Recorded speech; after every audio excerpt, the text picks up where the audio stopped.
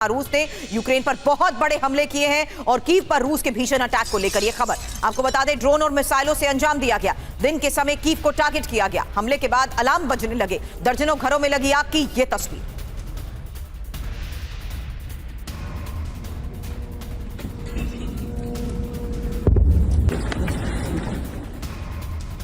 रिहायशी इलाकों को निशाना बनाया गया। सरकारी ठिकानों पर ड्रोन हमले को लेकर खबर है और इन्हीं हमलों के बाद लोग घर से बाहर निकल आए। लोगों ने मेट्रो स्टेशंस में शरण ली।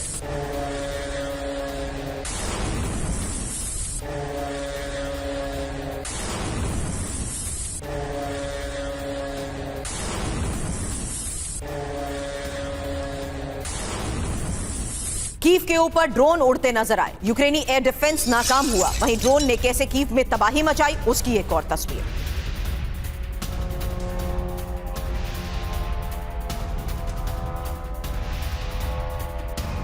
तो लगातार हो रहे हमलों के बीच आज की ये तस्वीरें हैं कीव में उस तबाही की जहां ड्रोन बरसाए गए। यूक्रेनी एयर डिफेंस को नाकाम किया गया।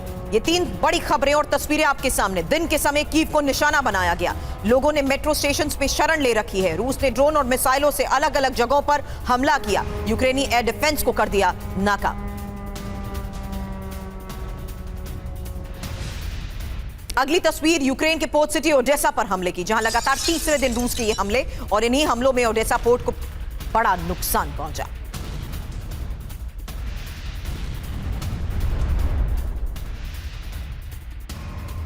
अब फ्रंट लाइन पर रूसी सैनिकों पर हमले की तस्वीर। घोड़े पर सवार सैनिक पर ड्रोन अटैक हुआ। इसी ड्रोन हमले में रूसी सैनिक की मौत को लेकर भी दावा किया गया।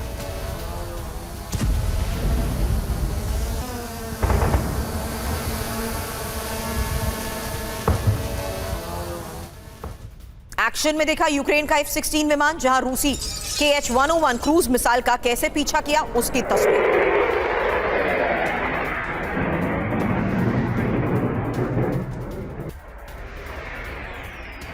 तो आज की बड़ी खबर है पुतिन का बारूदी ऐलान और यूक्रेन में विनाश का तूफान। क्योंकि बड़ी खबर जहां साफ है कि किस तरीके से 200 सुसाइड ड्रोन से हमला हुआ, 10 स्ट्रैटेजिक बॉम्बर्स के जरिए हमला, साथ ही Tu-95MS 8 Tu-95MS का इस्तेमाल और Tu-160 बॉम्बर्स 2 जगहों पर हमले में हुआ इस्तेमाल। इसके साथ ही रूस किस तरीके से अब टारगेट कर रहा है। बड़ी खबर है खार्किव, ज़ेपोरिज़िया, कीव और सुमी में हुए हमलों को लेकर, जिसमें साफ है कि किस तरीके से एनर्जी इंफ्रास्ट्रक्चर के साथ साथ सैन्य ठिकाने और हथियार डिपो के साथ साथ रिहायशी इलाकों पर हमलों को दिया गया है अंजाम। और इस बीच आपको यह भी बता दें कि मेरे सहयोगी मनीष झा इस वक्त हमें ज्वाइन कर चुके हैं। मनीष, किस स्ट्रैटेजी के तहत किस तरीके से फिलहाल पिछले कई घंटों में रूस ने हमलों को अंजाम दिया? बिल्कुल, देखिए, सबसे पहले तो यूक्रेन ने ये मांग की थी कि क्रिसमस के मौके पर एक किस्म का छोटा सा युद्ध विराम होना चाहिए, लेकिन क्रेमलिन ने इस मांग को खारिज कर दिया था। और उसके बाद यूक्रेन के राष्ट्रपति जेलेंस्की ने कहा था कि संभावना है कि 23, 24 और 25 इन 3 दिन रूस की तरफ से बड़े हमले होंगे और वही होता हुआ दिख रहा है। कई 100 ड्रोन और दर्जनों मिसाइल के जरिए रूस ने कीव से लेकर वेस्टर्न यूक्रेन में रिवने तक लगातार अटैक किए हैं। 23 ऐसे ठिकाने पर टारगेट किए गए और जाहिर है कि अगर क्रिसमस की बात सही है तो फिर अगले 2 दिन और इस तरह के हमले होंगे। और इस वक्त हालत यह है कि जो यूक्रेनियन अथॉरिटीज है वो रेस्क्यू ऑपरेशन भी नहीं कर पा रही है। उनका कहना है कि बहुत मैसिव संख्या में ड्रोन आसपास। विंटर प्लान के तहत मनीष ये एक्सपेक्टेड था। न्यू ईयर प्लान के तहत भी इस वक्त जिस स्तर पर हमलों को अंजाम दिया जा रहा है, यही आज की बड़ी खबर है। हालांकि रूस के एडवांस Su-57 की उड़ान की एक तस्वीर देखिए। Su-57 में नए इंजन लगाए गए हैं। 5वीं पीढ़ी के इंजन से बेहतर प्रदर्शन।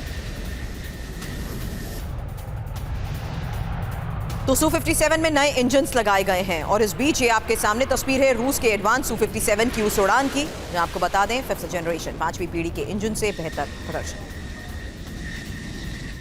अब रूसी Su-34 फाइटर जेट की उड़ान, जहां यूक्रेनी अग्रिम मोर्चे पर बमबारी को लेकर खबर है और मिशन को अंजाम देकर कैसे सुरक्षित वापसी हुई।